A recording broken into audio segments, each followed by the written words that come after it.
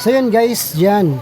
Dumating guys yung pang-replace natin sa gulong ng luggage natin guys. So kung napapansin nyo po, napakakapal talaga ng na-order nating gulong ng maleta.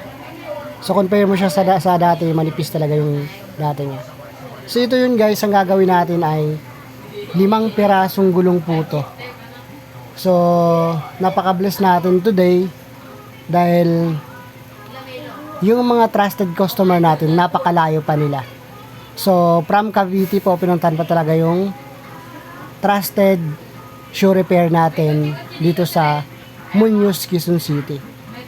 So nagpapasalamat ako sa mga mahal naming customer na kahit malayo po talaga kami, talagang pumupunta talaga sila. So maraming salamat sa customer. Yan, napakarami po yung malita niya, sir, mga guys. So 8 pirasong malita po siya. And then tomorrow meron din ulit siyang dadalhin malita ulit. Gulong pa rin po yun. So iko-content natin ulit guys. Maraming salamat. Ingat.